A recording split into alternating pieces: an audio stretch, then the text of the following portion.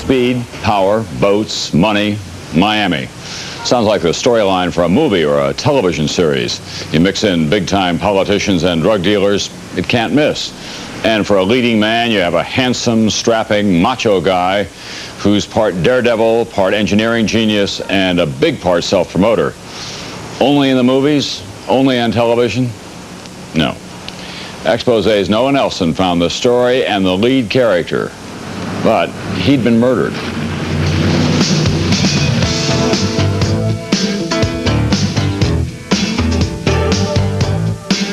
The big power boats, money in motion. Fast, gleaming, sexy symbols of Miami's rich, thrill-loving crowd. Slashing through the water at 70 miles an hour is heady stuff. It's easy to see the connection between these big engines and the big bucks. These go-fast boats have many names, but Cigarette is legendary, and so is the man who built the company. I remember winning the Miami-Nassau race. He was 6'2", looked like a pro linebacker, and his smile alone could close a deal. Don Aronow was a hard-driving, tough-talking superstar of the powerboating set. A slick showman with the nerve of a stuntman, Aronow set speed records all over the world with boats he designed and built. The rougher the game, the more he seemed to like it. John Krause was a friend and business associate. Did Aronow have lots of enemies? More than you'd think. He liked to cut your throat in a business deal sometimes just for the fun of it. It was competition. He thought it was fun to cut your throat? Yeah, it was just like racing. It was competition. He'd laugh sometimes. The Aronow touch was golden. Everything he did seemed charmed. But on February 3rd, 1987, his luck ran out. When Metro-Dade homicide detectives arrived, they found Aronow's bullet-riddled white Mercedes. Bystanders say he was in his car. In Miami, it led the news. Aronow had been murdered. A celebrity gunned down in front of dozens of witnesses in a gangland-style killing. This street is known as Thunderbolt Alley. Aronow's company is right up the road. That afternoon, Aronow was in his car when a Lincoln pulled up beside him. The two drivers exchanged a couple of words. Then the hitman opened fire. Aronow was hit 3 times.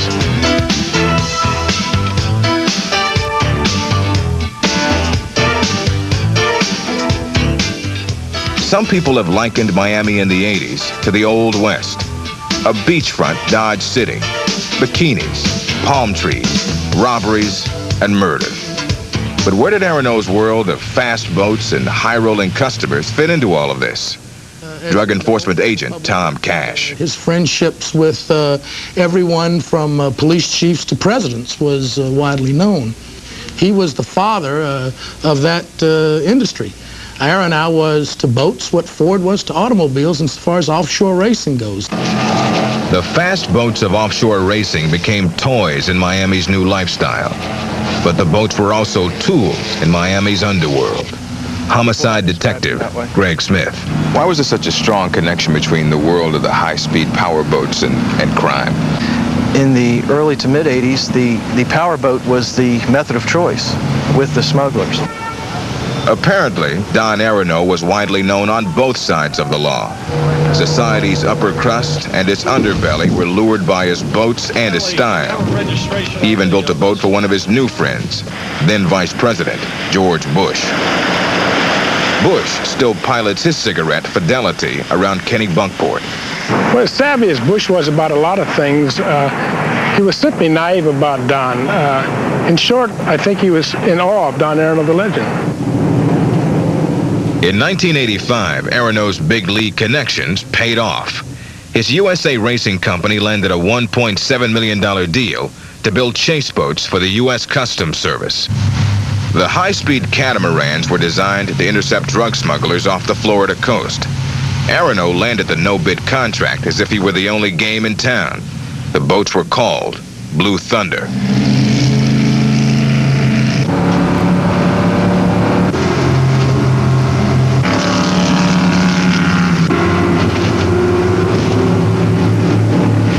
Were the boats really that good, or was it Aronow's relationship with the then vice president that made the contract with Customs happen? It was both. The boats were excellent, and they were friends. It was what you'd call a perfect marriage. That's the way business is done, isn't it? The deal called for Aronow to build Blue Thunders for $150,000 apiece. There were other good boats around, but they wouldn't have that Aronow mystique. I don't think Customs had an inkling of Don's other side.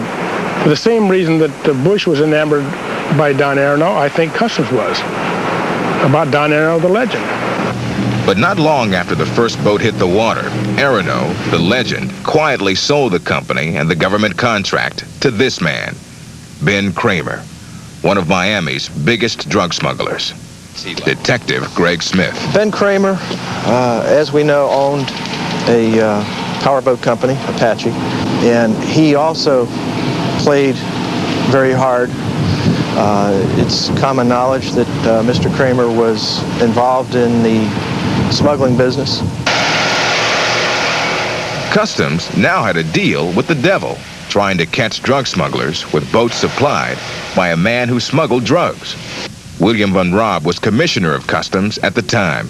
It's been confirmed by law enforcement agents that Aronow had a spotty background, that he associated with underworld figures. Does that bother you now? I think it's embarrassing. I was shocked and surprised at two things. One, that we had dealings with an individual with as questionable a past as he did. And secondly, that information hadn't been made known to me as head of the agency. And government officials were also embarrassed that Aronow, the vice president's friend, orchestrated the deal. It is now known that Ben Kramer and his father used freshly laundered drug dollars to buy Aronow's company and the Customs boat contract. By the time drug agents on the trail put it all together, the Kramers and the government were already partners. The flashy world of the powerboats had lost some of its shine. Tom Cash of the Drug Enforcement Administration. When we looked at the money and traced the money back, we began to draw the common denominator of the offshore boat business and, by inference, marijuana smuggling. The deal in which Aronow sold the government's contract turned out to be a part of one of the biggest money laundering schemes ever uncovered. The investigation ended with convictions for Ben Kramer, his father Jack, and their attorney, Melvin Kessler. Investigators tell Expose that powerboat king Don Aronow knowingly received hundreds of thousands of dollars in laundered drug money for the sale of his company, and that Aronow raked in lots of cash for boats he'd never built. The IRS was looking at Aronow very closely at the time of his death, as was DEA. And indeed, it now is known that there were strong reasons to believe that the boat business was a beautiful money laundering scam. In January 1987, the IRS seized records of Aronow's sale of his company to the Kramers.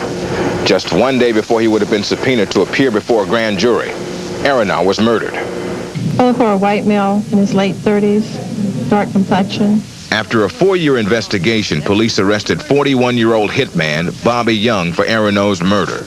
Young had already been indicted in Florida for another murder and was serving time in Oklahoma on a cocaine charge. His lawyer in the cocaine case? Melvin Kessler, the same attorney involved with the Kramers when they bought Aronow's company.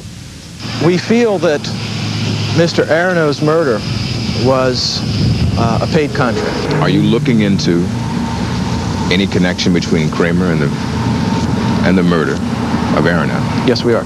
Later this year, Bobby Young will stand trial for Aronow's murder.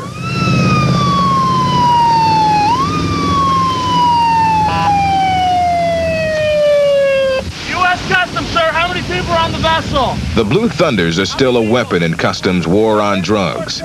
They have outlasted Don Aronow, the man whose life and reputation came crashing down while trying to play on both sides of the law.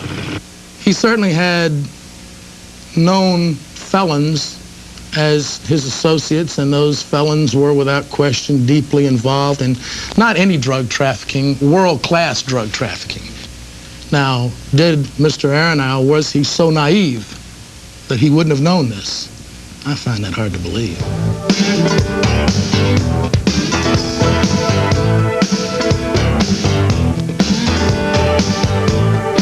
That's right.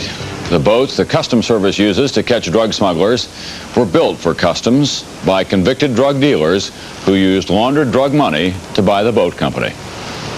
And you thought you'd heard everything.